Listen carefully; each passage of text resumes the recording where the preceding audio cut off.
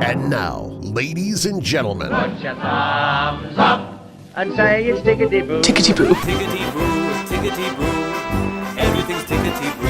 Tickety Boo, son. Tickety Boo. Tickety Boo. Welcome to Tickety Boo, the podcast with unscripted conversations from people who've lived it. I'm Andy Griffiths, and alongside Iona Russell and Ian Young, we're three working therapists, but more than that, we're three humans trying to make some sense of life just like everyone else.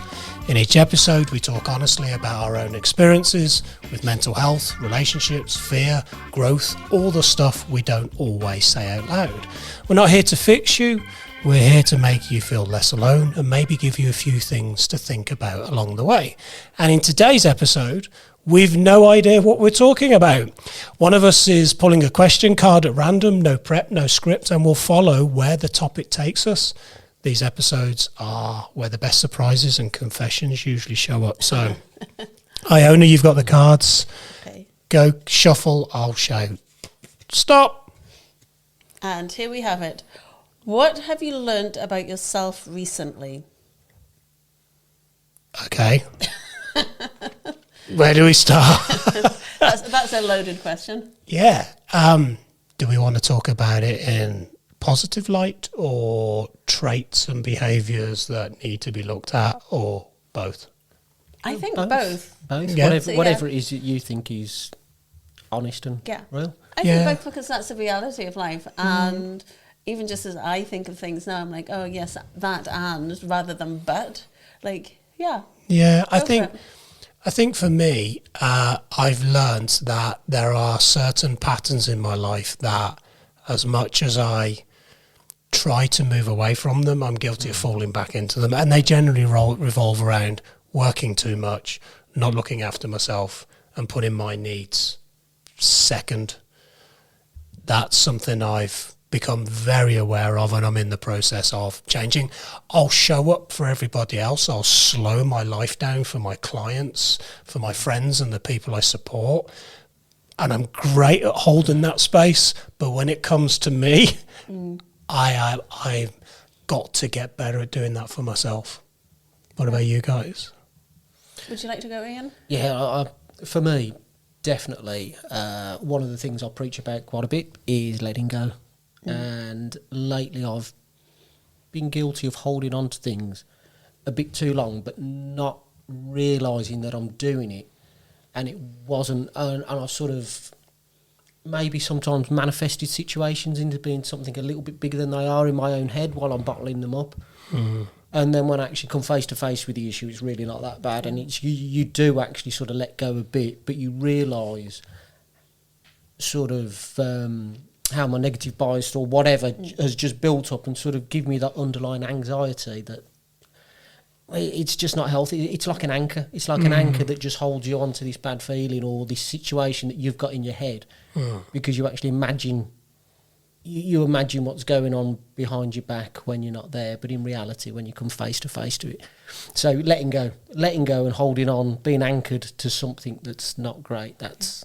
What about you, Iona? I love what you've both shared, because that's definitely where I'm coming from right now. As we know, and we've shared it with the listeners, I've gone through a lot of challenge, upset, death, loss, a lot of the challenges that a couple of decades ago would have floored me. And since I've come to this work and mindfulness and the training that we offer here and in my own philosophy and work, I'm actually navigating these more with ease. And we know a couple of months ago, like I literally fell to my knees physically and in every manner when I was down trying to relate to some of my father's estate. And I didn't think I could get knocked down again. And I just 2 days ago got some upsetting news that floored me. And the news is irrelevant. And yes, I was floored. And yes, I went into tears, anger, resentment. Oh no, what are we going to do? All those things. But then I processed it so quickly. And now I'm like, yeah, I'm okay. I'm out the other side. As I think we get to teach ourselves and learn from that learned behavior and pattern, the resilience, the power to rise again and again. I know I've talked into this before around positive psychology.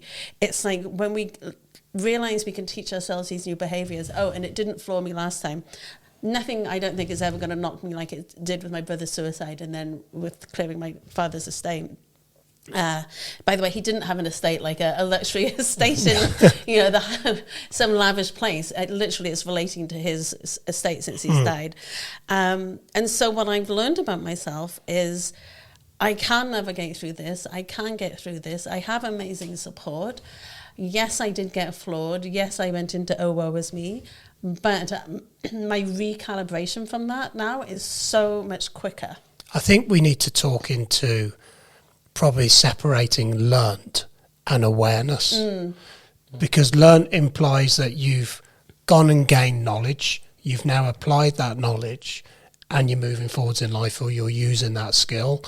Awareness is you're aware of what you do, but you haven't necessarily learnt. And there's a difference, isn't there, between the two? Like, I am aware that I've got these patterns, but I haven't fully learnt and implemented and made the changes. And I think it's, if I was to answer the question again, it's like I've learnt that I need to get better at recognising the patterns, but putting in place a plan, a strategy, actively do things to make changes in my life, because otherwise the same thing happens. So have you really learnt it if over a period of time you keep falling back into the pattern? No, you've not learnt, because I've not learnt, because what I'd do is I'd have the awareness, I'll go, yeah, but then I wouldn't change anything.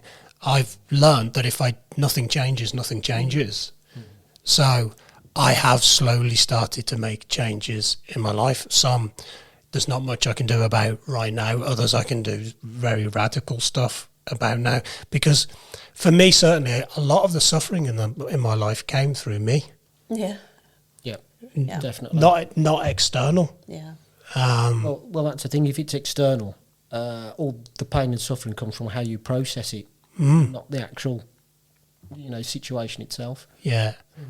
I think it's really difficult, isn't it, to sort of say, I've learned this, I've learned that, I need to be better at this. Why can't I just do that? That's kind of human nature. Oh, here we go again. Why's this happened? And all the rest of it. But if we strip this back a few layers, we don't learn the lesson or implement the lesson because at some kind of level there's fear, isn't there? I love that you've clarified that, because I would definitely say, even if we just share what my perspective was, possibly a couple of years ago, I wouldn't have had the same answer. I was still in that awareness stage. I see this doing again because I've struggled a lot with depression and overwhelm and all of those aspects of my character in the past. But now it's like, I've learned, and so here's the proof. Like, I've actually been applying these principles, and I was never somebody to ask for help, and I would get on with it. We've talked about this before, but even like reaching out and talking it through with a couple of like key people who really know where I've been, not sharing with everybody. And it's like, there was a time I wouldn't have done that, or I would have been doing it in a woe is me, give me sympathy. Yeah. It's been a way of processing and getting support. So literally like in that holding space. And then honestly processing it and going, okay, like I'm good, now I get to move forward. Why is it like we can hold space for clients and we can slow things down? And we've talked about this before, how therapists in a lot of ways are the world's biggest hypocrites. It's not that really. We have exactly the same issues and challenges that everybody else has. We maybe just have a bit more awareness, but we can step into that space and really work with the client and slow things down and be there for them. But we're not able to do that for ourselves. Again, I can only assume it's exactly the same things that we tell our clients, where is it the fact that I think it comes down to this learns and awareness thing you've just spoken about, because I honestly, there's so many different things where I say I've learnt my lesson, and then I just sit there going, you already know this. What are you doing? Like a lot of the things that cause me frustration, overwhelm, anxiety in my life, I could remove them completely tomorrow. I could be quite, brutal's not quite the right word, but I could make some bold decisions. But if I'm being brutally honest, some of those decisions are made because there's fear underneath the surface of the unknown, the uncertainty. There is this, but also some of it is just because you care. You empathise, you care, you want to make change. Yeah. Sometimes you do it because, I don't know, it's a need that you've got within yourself. But Certainly that's for at me. what cost?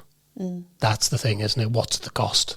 You know, you can care and you can empathise and you can do, but there's a cost to that, isn't there? Yeah, because that's where my burnout was coming. Like, and I think a number of the people I've worked with, some of their burnout or overwhelm, it's taking care of everybody else and not taking care of our needs. I think the difference here is where I am right now in my life is because I've had so much death, I've actually taken time out, and it's like just when I thought I was learning it, it was another death. We're now at like 2 years and 13 deaths, including a suicide and a bunch of other things. And it's like, oh, okay, yeah, I can transition this. Like it's been a learning process, and it's been in the hot seat of a learning process. So you've learned actually through struggle. Oh gosh, yes. Resilience is built, and you actually, although it challenges you, it makes you grow as a person. Yeah, and I think there was a time before understanding mindset and how the conscious and unconscious works, and even with my own explorations within philosophy and religion, that it's getting to know that there's more to it than this. Yeah, I think there's a contrast, isn't there? I mean, like when, you know, what you've been through with people passing away and things, they're things that happen around you, and, you know, the things that you experience. A lot of suffering, my suffering, I've learned, comes from the choices I make. That's human or the nature. choices I don't make. Yeah. Yep. Yeah, you've just hit the button with my absolutely. Virtually all of my anxiety and stress is related to decisions I make. Yeah. And whether it's something I say, whether it's I've had a heavy night, and then I've got 2 days of anxiety afterwards where, Yeah. you know, I want to climb back into my own shoe because I'm thinking, what have I done? What have I said? And again, it was my conscious choice to put myself there, say the things I said, drink what I did. But I mean, that's just a bit of an example. But I go, yeah, I do. A lot of the time, it's my own overthinking. So I'll put myself in a situation, and normally with the best intent, I'll say something, classic me, without thinking. And then I overthink when somebody goes quiet or whatever. But again, that's my decision. That's how I process it. So definitely, most of my anxiety and stress comes from within me. If it's an external issue, like work, it's just part of my skill set. It's not something I take personally. It's just something I do. But a lot of it comes from the choices we make, or the choices and the decisions we choose not to make, change, let go of, move on from. Yeah. And most people, we talk about this on our training, we have patterns in our life. A lot of them are unconscious. We're not necessarily aware of them, but it's the patterns that we follow in our lives that tend to repeat, that cause the suffering, that cause the frustration, that cause the burnout. But we stick with them because we know them, because we've ran them for so long. It's like a bit of software running under the surface. It's like, how do I pause the software so I can get off the merry-go-round to adjust things to get back on it? But it just feels like when you're in the pattern, the merry-go-round gets quicker and quicker and quicker, and you're like, I don't know how to step off now. And normally that's a metaphor for this fear. So you tend not to. See, I have no fear now. And one of the things that I learned in one of the earlier losses was, for a lot of people are afraid of dying. I've been around a lot of it, like my entire life. But what I've been finding more and more as I've spoken to more people, a lot of people are afraid of living. And that's the thing. So it's not that they're afraid of dying. They're afraid of living and doing the thing that scares them and letting go of the shoulds. I think a lot of us create lives or patterns. I said this to a client the other day. It's almost like we're those old steam locomotive trains. And we've created a scenario where we have to keep shoveling coal into the furnace to keep the steam going. And while the train's moving, we're enjoying part of the journey. But what tends to happen is the train gets quicker, so it needs more coal, so we keep shoveling. And then there's more demand. And it's like, I want to stop shoveling coal, but I can't because the furnace will go out. Yeah. And it's a metaphor, but it's one that we can really resonate with. Like, I'm tired, I'd like to put the shovel down. Can somebody else shovel the coal? Or maybe the train just needs to come a stop at the next station and we get off it for a bit, because the train has no destination. It's just endlessly going down the tracks. Yeah. Or the train will just maintain its own speed without being forced. Or it gets converted to electric. Yeah. Yeah. But essentially, we all have only one destination, and it's the journey in the exit meanwhile that takes us. Yeah, the exit. Yeah, but I suppose it's that journey to the exit, isn't it? Is it like a bat out of hell, or is it the Orient Express where you sat back sipping a cup of tea with a nice bit of cake, watching the scenery? And that's what I've learned. My train, if we're going to stay in this metaphor, has been battering down the rails, and at times I have stopped shoveling coal, and it's cruised, it's coasted, but other times I'm frantically shoveling coal into the furnace. Well, with this analogy, I would say I'm at a point where I'm on the Orient Express. That's really good. Yeah. That's a nice place to be. I think if I was on the Orient Express all the time, I'd get bored. Yeah. I don't mind, the odd 100 mile an hour rattle for maybe a couple of hours, but I don't want the whole journey to be at 100 mile an hour. That's when you get to adjust the speed, the scenery, To be fair, using that metaphor, I think I'm probably the guy on the tracks trying to outrun the train that you're shoveling coal into at the moment. That's pretty well how I feel. Yeah. I love that we're all at different stages on our train. Yeah, probably barefoot at that. Yeah, I mean, we've gone down a bit of a rabbit hole and we've ended up on trains, but I think, for people listening to this episode, fundamentally, we're no different to you. We make the same mistakes. We have the same struggles, the same emotions. We know what to do. We don't always do what we do. But I think if you want to stay in that metaphor of the train, where's your train at right now? Are you frantically shoving coal? Do you want to maybe take a step back and just let the boiler relax a bit and allow the train to coast? And who else is on that train with you? And should they be on that train? Who are you? What baggage have you put on board?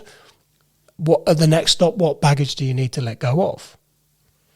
Could maybe the train controller come up and have a few words of wisdom for you? Love it. About the next leg of the journey. Yeah, this is a great metaphor. Yeah. I'm still on the train track in front, thinking that if I stop running, Are I'm you going to get tied to splattered. it with ropes like you used to see in the movie? Yeah. But I'm thinking I'm going to get splattered if I stop running. But in reality, I could just step to one side off the tracks for a bit and wait for the train to pass. Yeah. It's a great metaphor from loads of angles. But I do agree with who's on the train with you. Yeah, that's really crucial. Yeah, it is. And I think that's something I've really learned in these last couple of years. Yeah, the people around you is so important, really, really important. And, if that's the takeaway message from this episode, is who's on the train Yeah. and what baggage is on that train, and at the next stop, what needs to be got rid of, looked at, repacked, let go of, so your train can move on to the next station at maybe a slightly different pace. Well, I had no idea we were going to talk about coal trains, baggage, you being tied to I've got an old, those old movies you used to see in the head when there was somebody tied to the train tracks and the train was coming. That's now in my mind and probably will be for the rest of the day. Hang on a sec, I said I was on the train track running. You're the one that's tied me to the track. Right. Don't take it personally.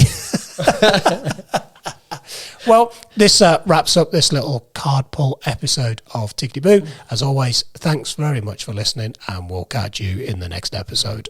If you or someone close to you needs to access mental health support, please contact your GP, or if it's out with normal office hours, get in touch with NHS 24 on 111. Alternatively, contact the Samaritans on 116 123. All calls are free of charge from any phone. You can also find more support information on the Tickety Boo website, ticketyboopodcast.co.uk.